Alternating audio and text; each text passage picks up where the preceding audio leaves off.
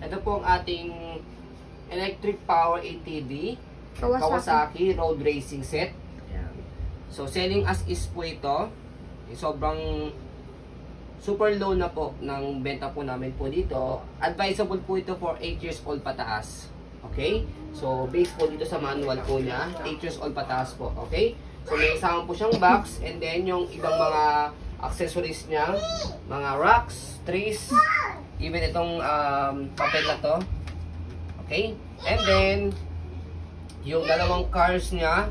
Okay? So, yung car niya kulay green, kompleto siya. Ito, sa handle niya may damage. Isasama na rin po namin po ito. So, yung isa niya, ayan, gumagana, working po ito. Itong isa, may damage siya rito.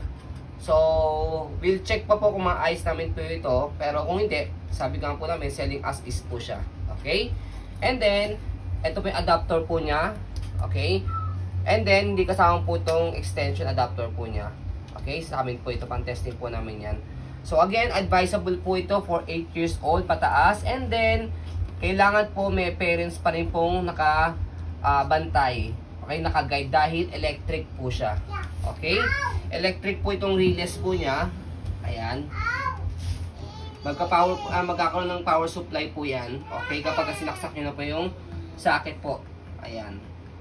Okay? So, ito yung kanyang mga relays. Yung pinaka niya, guide niya. Okay? Kasama na rin yan. And then, ganito yung setup namin. Ayan. So, gayahin nyo na po yung setup po namin. Pero ito po yung original setup po niya. Ayan. Okay? So, hindi na po namin magaganyan itong setup kasi nga po, kulang na po siya. Okay? Kaya sinetap na lang po namin siya na medyo mas maliit. And then, yung ibang parts pa po ng ganitong relays niya, nandun po. Ayan. Sisama na po namin yan. Okay? Para kung sakaling gusto niya medyo mas malaki, mas okay po kung ma-assemble niyo po siya ng mas maayos. Okay? Or kung sakaling meron siyang ma-damage, pwede niyo po siyang palitan. Kaya isasama na po namin yung extra po na mga ganito. Okay, sa pag-assemble po sa kanya, make sure na kailangan dugtong na dugtong po ito Kasi electric po yan. Pagka hindi po siya dugtong, okay, so mawawala po siya ng supply. Nandito naman po yan sa manual, may guide naman po yan kung paano po siya i-assemble. Okay, so i-start na po natin para makita po ninyo na working po siya. Ayan.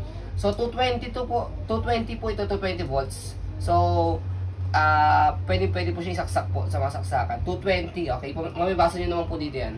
May sticker niya. Okay? So, sa pag-assemble naman po nito, ayan, para hindi kayo mahirapan. So, ayan. So, yung adapter, i-connect nyo lang siya dito sa ilalim. Makikita nyo rin po yan sa manual. And then, itong color white dito po sa unahan. Ayan. Okay? And then, saksak natin. Ayan. So, start natin siya. Ayan. Ayan. Okay? As you can see, working siya. Ayan. Mag-e-enjoy talaga yung kids nyo rito. Especially kung dalawa nga Ayan. Ayan. Okay. So, ito yung pagka pinrest ko siya na matagal, nakadiin siya. Mabilis siya. So, in case na mag-stuck siya ganyan, dahil tapos na po siya. Finish. Okay. So, wag nyo pong hahawakan yung pinaka-relays or kukunin po ito. Pwede nyo po siya kunin. Pero make it sure po, mas maganda nila para safe. Tanggalin nyo lang po sa saksak. Okay. And then, adjust nyo na lang po siya dito sa pinakaunahan niya. Okay. Especially dito sa mga rough road. Ayan. Rough road kasi to. Medyo mabagal po siya dyan. Okay? So, saksak natin ulit. Ayan. May mga guidelines naman po sa manual kung paano po siya paganahin. Gagamitin panlaro para at least iwas accident lang din po. Kasi it can cause may power po kasi siya. Okay? Electric. Ayan. Ang cute. Nakasagad po yung pindot niya na kasi mabilis. So, pwede nyo siyang adjust na medyo mabagal. Depende po sa press po ninyo. Ayan. Katulad niya, medyo mabagal siya sa rough road na yan. Pwede siyang mag-stop dahil rough road na siya. Wala siyang power. Kumbaga wala siyang buwelo. Okay? So, mas maganda, tanggalin nyo muna po yung supply ng current, ng power, sa kanya po siya ibalik po ulit. Para safe lang po. Baka kasi baka mamaya po, hindi nyo po natanggal, hawakan nyo po dito sa pinakabakal. Baka mamaya mo, makakuryente po kayo. Yung blue, try mo din. Okay. So, yung color blue, dito siya sa unang linya. Yan. Okay. Kasi sa pangalawang linya, ito isa.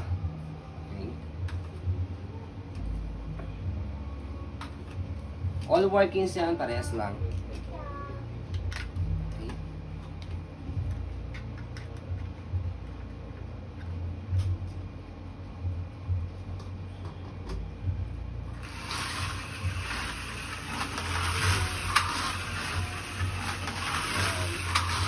So, bali yung kulay puti, barrier to tawag, barrier, or guide niya, barrier.